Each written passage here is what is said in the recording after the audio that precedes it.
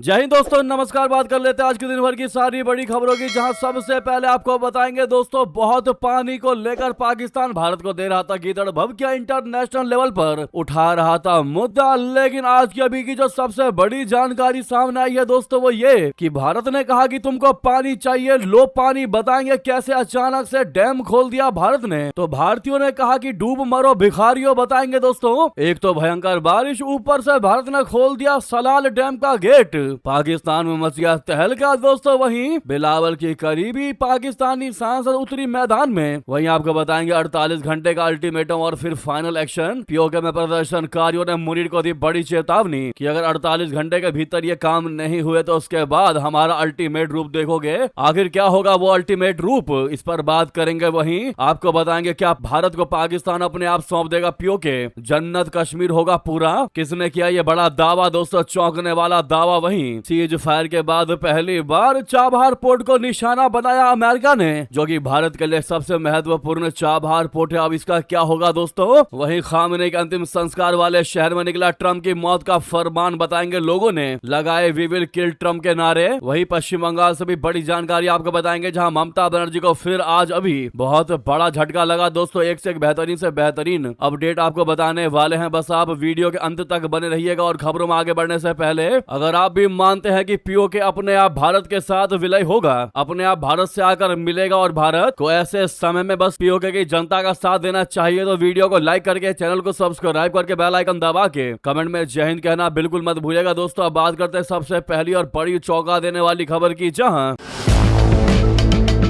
जम्मू और कश्मीर में भारी बारिश हो रही है। इसकी वजह से वहां की तमाम नदियां उफान पर हैं। चिनाब नदी के जल क्षेत्र में लगातार बारिश जारी रहने से इसका जल स्तर काफी ज्यादा बढ़ रहा है दोस्तों। बाढ़ का दबाव कम करने के लिए चिनाब नदी पर बने सलाल डैम का गेट अब खोल दिया गया है। इसके बाद इंटरनेट पर पाकिस्तान को लेकर तरह तरह की प्रतिक्रियाएं मिलने लगी है दोस्तों। चिनाब नदी पर बना ये सलाल डैम सिंधु जल समझौते IWT के तहत भारत में पहला डैम है। अभी हाल तक जब बारिश नहीं हो रही थी भारत की ओर से, तब तक सिंधु जल समझौता रुके होने की वजह से पाकिस्तान बूंद बूंद पानी को तरस रहा था। लेकिन अब अचानक सलाल डैम से ज्यादा मात्रा में पानी निकलने से पड़ोसी मुल्क के कुछ इलाकों में बाढ़ का खतरा है दोस्तों। अब तक पाकिस्तान इंटरनेशनल लेवल पर जाकर, इंटरनेशनल मंचों पर जाकर पानी को लेकर रो रहा था कि भारत ने पानी नहीं छोड़ा, भारत पानी नहीं दे रहा है, भारत ने डैम को बंद कर दिया है, हम भारत पर अटैक करेंगे, परमाणु अटैक करेंगे। वहीं अब जलस्तर बढ़ने के बाद भारत ने अचानक से इस सलाल डैम को खोलना शुरू कर दिया दोस्तों, जिसके बाद पाकिस्तान में तहलका मच गया है। अब भारतीय कह रहे हैं कि डूब मरो भिखारियों, अब शिकायत मत करना कि भारत तुमको पानी नहीं दे रहा। जी हां, सलाल डैम से पानी छोड़े जाने का वीडियो शेयर करते हुए भीकू महात्रे नाम के एक एक्स हैंडल व्यक्ति ने लिखा कि भिखारी पानी के लिए रो रहे थे, मोदी सरकार ने कहा थोड़े मजे ले लिए जाएं। अब भिखारिस्तान ने अपने तिलचट्टों के लिए फ्लड अलर्ट घोषित कर दिया है। अब डूब मरो भिखारियों और प्लीज अपनी खेती को हुए नुकसान की शिकायत मत करना। सिंधु जल समझौते को निलंबित करने के बाद भारत को कोई चेतावनी जारी करने की कोई आवश्यकता नहीं। पाकिस्तान ने यहां तक कहा कि तुमने अगर हमारा पानी रोका तो हम तुम्हारी सांसें रोक देंगे। लेकिन भारत के सब एक्शन ने पाकिस्तान को हिलाकर रख दिया दोस्तों। पाकिस्तान पहले भी ऐसा कहता था कि जब बारिश का मौसम आएगा और जलस्तर बढ़ जाएगा तब अचानक भारत पानी छोड़ेगा और हमारी हालत खराब करेगा, और होता भी कुछ इस प्रकार का दिखाई दे रहा है दोस्तों। जिसके बाद अब पानी छोड़े जाने से बौखला रहा है पाकिस्तान। वही पाकिस्तानी सीनेटर की जलवायु संबंधित स्थायी समिति के अध्यक्ष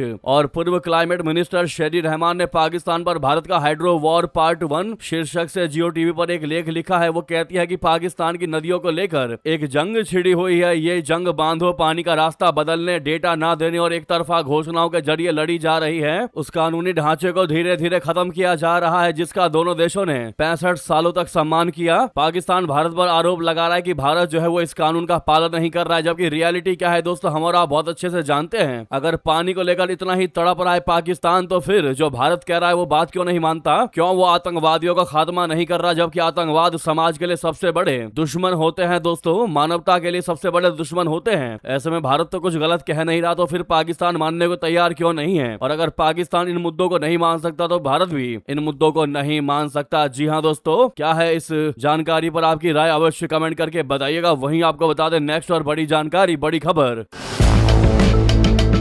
पीओके में राजनीतिक और आर्थिक मुद्दों को लेकर एक बार फिर प्रदर्शन तेज हो चुका है। जम्मू कश्मीर जॉइंट अवामी एक्शन कमेटी जाक ने इस्लामाबाद सरकार को 48 घंटे का अल्टीमेटम देते हुए चेतावनी दी है कि यदि उसकी 38 सूत्रीय मांगों पर कार्रवाई नहीं हुई तो वो आंदोलन के अंतिम और सबसे बड़े चरण की शुरुआत करेगी। क्षेत्र में 27 जुलाई को होने वाले चुनावों से पहले ये टकराव सरकार के लिए बड़ी चुनौती बनता दिखाई दे रहा है। यहाँ इससे पहले भी कई बार इस तरह के प्रदर्शन होते रहे हैं जब लोग अपनी मांगों को लेकर सड़कों पर उतरे हैं। जेएसी ने यानी जाग ने घोषणा किया है कि वो मुजफ्फराबाद की ओर बड़ा विरोध मार्च निकालेगी। संगठन का कहना है कि लंबे समय से लोगों की मांगों को नजरअंदाज किया जा रहा है। चुनावी प्रक्रिया शुरू होने से पहले ही यह आंदोलन पीओके की राजनीति का सबसे बड़ा मुद्दा बन गया है। कई राजनीतिक पर्यवेक्षकों का मानना है कि यदि सरकार और आंदोलनकारियों के बीच सहमति नहीं बनी तो आने वाले दिनों में हालात और तनावपूर्ण हो सकते हैं। वर्तमान विवाद का मुख्य कारण विधानसभा की 12 आरक्षित सीटें हैं जो पाकिस्तान में बसे कश्मीरी शरणार्थियों के लिए निर्धारित हैं। जेएसी जाक ने इन सीटों को खत्म करने की मांग कर रही है। संगठन का आरोप है कि इन सीटों के जरिए इस्लामाबाद पीओके की राजनीति पर जरूरत से ज्यादा प्रभाव बनाए रखता है। आलोचकों का कहना है कि लगभग 4,36,000 मतदाताओं का प्रतिनिधित्व करने वाली इन 12 सीटों का राजनीतिक वजन क्षेत्र में रहने वाले करीब 33 लाख लोगों के प्रतिनिधित्व वाली 33 सीटों की तुलना में काफी अधिक है। हालांकि 7 जून को पीओके की सुप्रीम कोर्ट ने फैसला दिया कि ये सीटें संविधान के तहत संरक्षित हैं और इन्हें केवल संवैधानिक संशोधन के जरिए ही समाप्त किया जा सकता है। दोस्तों आपको बता दें जाग की 38 सूत्रीय मांगों में केवल राजनीतिक मुद्दे ही शामिल नहीं हैं। संगठन ने जल विद्युत परियोजनाओं की शर्तों की समीक्षा करने, आटा जैसी आवश्यक वस्तुओं पर अधिक सब्सिडी देने और बिजली की दरें कम करने की भी मांग की है। दोस्तों आंदोलनकारियों का कहना है कि जिस क्षेत्र में बिजली पैदा हो रही है वहां के लोगों को ही महंगी बिजली खरीदनी पड़ रही है। लगातार बढ़ती महंगाई ने आम लोगों की परेशानियां और बढ़ा दी हैं, जिससे सरकार के खिलाफ नाराजगी मजबूत हुई है। अब ऐसे में 48 घंटे का समय पाकिस्तान की शहबाज शरीफ और आसिफ मुनीर दोनों को बैठा करके सोचने पर मजबूर कर देगा कि आखिर 48 घंटे के भीतर हमने ये मांगे नहीं मानी, 38 सूत्रीय मांगों पर कार्रवाई नहीं हुई तो फिर न जाने कौन सा विकराल रूप लेगा पीओके। दोस्तों पीओके की जनता ने क्लियरली कहा है कि 48 घंटे के बाद क्या होगा, हम क्या करेंगे हमें भी नहीं मालूम। यानी कि उन्होंने जो बातें कही है उसका साफ मतलब यह है कि 48 घंटे बाद कुछ ऐसा होगा जो पाकिस्तान तक ने नहीं सोचा होगा। यानी ये जनता अल्टीमेट लेवल की अपना रूप दिखाएगी। ऐसे में सबसे बड़ा सवाल ये खड़ा हो रहा है, क्या अंदर खाने भारत से कोई बातचीत तो नहीं चल रही, या फिर क्या 48 घंटे बाद कुछ ऐसा तो नहीं हो जाएगा जो हम भारतीय सोच रहे हैं। क्योंकि सीमा क्षेत्र में भारतीय सेना भी काफी मजबूती के साथ खड़ी है। सीमा पर इतनी भारी फोर्सेस तैनात करने का क्या मतलब है, क्या वही तो नहीं जो हम कह रहे हैं दोस्तों, या जो भारतीय सोच रहे हैं। लेकिन वही आपको बता दें इसी बीच एक्सपर्ट ने बड़ा दावा कर दिया है जिससे मुनीर शहबाज को आग लगनी तय मानी जा रही है। उनका कहना है कि भारत को पाकिस्तान अपने आप सौंप देगा पीओके, जन्नत वाला कश्मीर पूरा हो जाएगा, भारत का मिल जाएगा वापस भारत को भारत की जमीन। दोस्तों पीओके की जनता का जो ये गुस्सा है, ऐसा गुस्सा आज से पहले इतिहास में कभी भी नहीं देखा गया है। पीओके में जो गुस्सा उबल रहा है वो बलूचिस्तान और कबायली इलाके के लोगों के प्रदर्शनों से भी बेहद ज्यादा है। दोस्तों बहुत ज्यादा अलग भी है। फील्ड मार्शल आसिफ मुनीर की फौज इसके बाद भी पीओके के लोगों पर जुल्म ढा रही है। नेताओं को गिरफ्तार कर लिया गया है, वहीं चारों तरफ से जमीन से घिरे इस इलाके में खाने पीने की चीजों और दवाओं जैसी बुनियादी आवश्यकताओं की सप्लाई रोक दी गई है। ऐसे में पाकिस्तान पीओके अपने आप भारत को देगा, उससे पहले यह जानना जरूरी है कि कैसे 79 साल से पीओके को संभाल रहा है पाकिस्तान।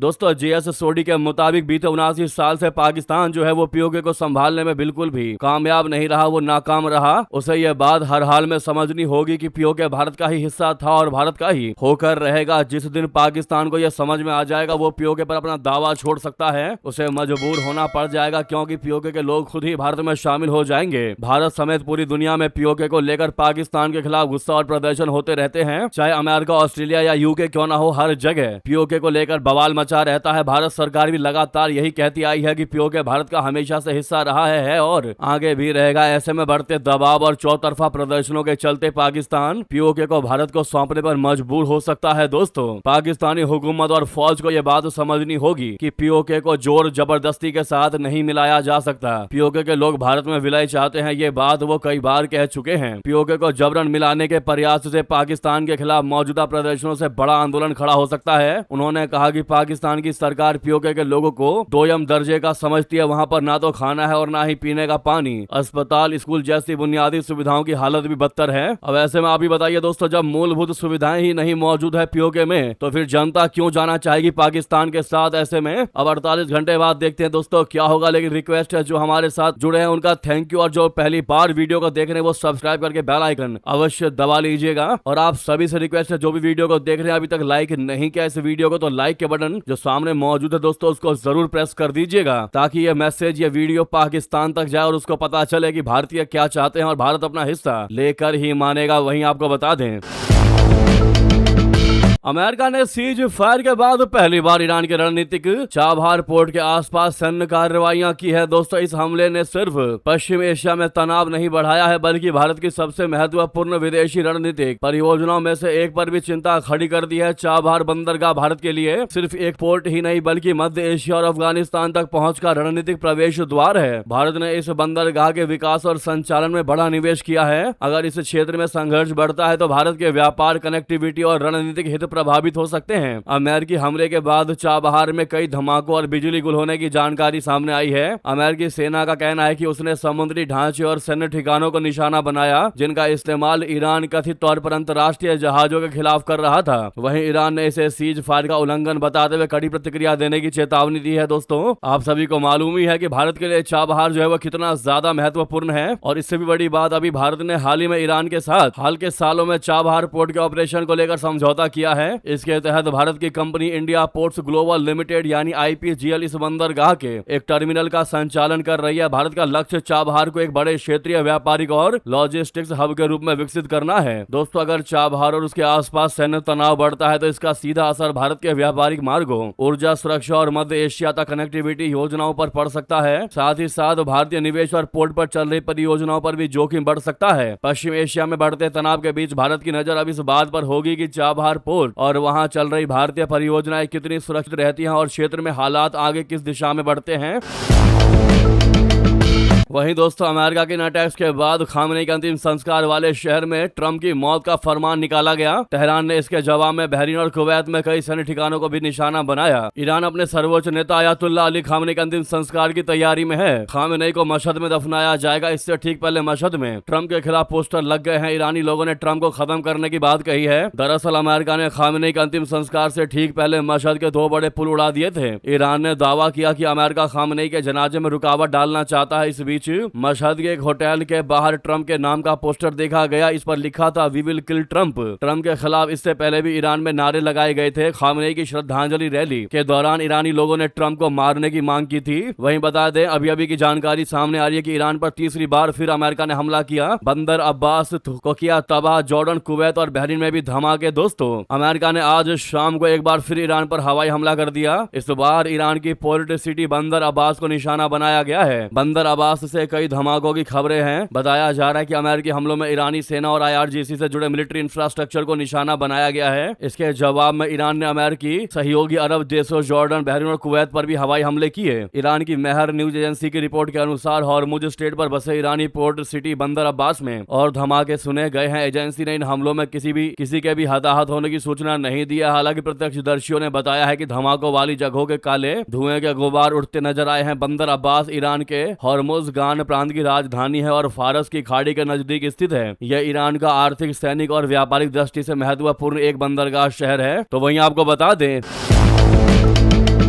टेरर कैंप पर धमाकों से पूरी दुनिया में गूंज। ऑपरेशन सिंदूर तो सिर्फ डेमो था। जी हां, मेलबर्न से पीएम मोदी ने दिया कड़ा संदेश, पाकिस्तान की उधेड़ दी बखिया। दोस्तों ऑस्ट्रेलिया दौरे पर प्रधानमंत्री नरेंद्र मोदी जी ने मेलबर्न के मार्वल स्टेडियम में 30,000 भारतीय समुदाय के लोगों को संबोधित किया। लोगों के हुजूम को देखकर पीएम मोदी ने कहा कि ये शो हाउसफुल और ब्लॉकबस्टर है। उन्होंने कहा कि मेलबर्न वालों से मिलने का मुझे भी इंतजार था। जिस एनर्जी से आप सभी ने हमारा वेलकम किया था वो और भी अमेजिंग है। उन्होंने कहा कि भारत अब एक ग्लोबल ब्रांड बन चुका है। ऑस्ट्रेलियाई पीएम एंथनी अल्बनीज के साथ मंच से प्रधानमंत्री मोदी जी ने ऑपरेशन सिंदूर का जिक्र कर पाकिस्तान को सख्त संदेश दे दिया है। उन्होंने कहा कि ऑपरेशन सिंदूर के दौरान डेमो तो देख ही लिया होगा, धमाके आतंकियों के अड्डे पर हो रहे थे और गूंज पूरी दुनिया में सुनाई दे रही थी। टेरर कैंप पर इस करारे प्रहार से सबको गर्व हुआ। भारत इतने पर ही रुकना नहीं चाहता। भारत कह रहा ग्रो मोर। भारत के डिफेंस प्लेटफॉर्म की कैपेबिलिटी और क्रेडिबिलिटी दुनिया देख रही है। पीएम मोदी ने कहा कि पिछले 12 सालों में मैं तीसरी बार यहां आया हूं, यानी इस बार हैट्रिक लगी है। ये दिखाता है कि भारत और ऑस्ट्रेलिया के रिश्ते किस ऊंचाई पर मौजूद है। इसमें सबसे बड़ी भूमिका मोदी की नहीं, इसमें आप सभी साथियों की भूमिका है। कहते हैं मेलबर्न शहर एक दिन में ही 4 सीजन के दर्शन करा देता है। वहीं अगर बात करें डील की, ऑस्ट्रेलिया भारत के बीच डील को लेकर, तो प्रधानमंत्री नरेंद्र मोदी जी और ऑस्ट्रेलियाई पीएम एंथनी अल्बनीज ने कई अहम समझौतों का ऐलान किया है।